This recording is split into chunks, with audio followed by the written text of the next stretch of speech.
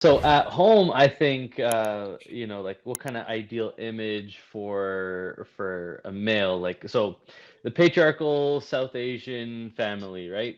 The role is bring the money and be the protector. So if you don't got big biceps and a big big shoulders, that's it. Mm. No word. Mm. Nobody cares about your calves or this or that. Anything like waist below It's doesn't matter. biceps and You know what I mean? shoulders. You just need your biceps and shoulders. That's all You you just need. coming in. And what's funny to Because you me got to be is, able to throw a punch. yeah, or you just gotta intimidate people, you know? Just Like, lift. That's jokes. That's Just jokes. lift. not even like the chest. Like, like when I first started working out in high school, I think the Canadian culture or the North American culture, that's when you need a chest. Like, that's when you got to bench press. That's when your ego lifting. You're comparing with the guys in the gym, like how much you Yeah. pressing today or Hmm. whatever. So at home and like the Indian side of it, I think it's biceps and shoulders. And then you watch the Bollywood movies, baby oil all up. And I only recently saw another Hmm. interview of some of the Bollywood actors, Hmm. and someone was making the comment that every single Bollywood actor was on steroids to be able to get into Mm. shape for their play Really? for their movies. And like I mean, if you know Bollywood in like the 90s and the early 2000s, it's just straight up like two or three people. Hmm. Kind of like the way I'm seeing it, like when I grow up and I'm watching like English movies, it was like Will Smith is in it, or that was kind of it. Like Buddy was Yeah. in every single blockbuster movie in my entire childhood. Like he was just Me and not Devin were missing. just talking about that the other day. Yeah. There's only Hmm. room for a couple. Exactly. Hmm. And Hmm. so I kind of found out like holy crap, like these guys, like the images in the movies, like if you go back and you watch some of the movies, like they'll have see-through shirts, but they don't really focus on the abs or the No. chest. But man, are those biceps just bulging. So that's like the Indian side, and then I think the Canadian side is like, you need to have like a chest and you got to be like taller, and like that's a variable you can't even do nothing about. Yeah. So That's Mm. yeah, genetics.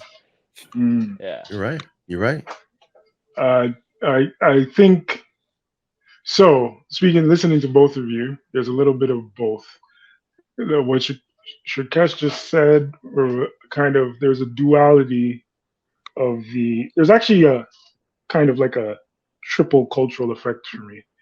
There is the Canadian, there's the Jamaican, and then there's the overall black Mm. Hmm. image. Okay. Okay. So there's the Jamaican is can be split, similar to what Tokes is saying, where being bigger, uh, I hesitate to say fatter, is considered opulence. It's considered you have money, you have Mm. Yeah. status, you have things, Yeah. especially a man with a big belly. And I think that does come from it derives from somewhat of our African culture, that side of it. Mm. Correct. Yeah.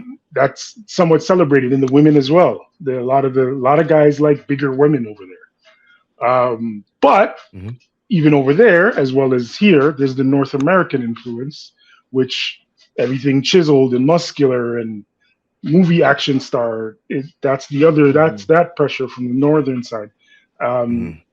then there is the Mandingo image, which kind of lends to the North American side, where we're supposed to all be black, big, and strong, and we could, you know, tumble buildings with our bare hands and stuff like that, Mm. and intimidating and stuff like that.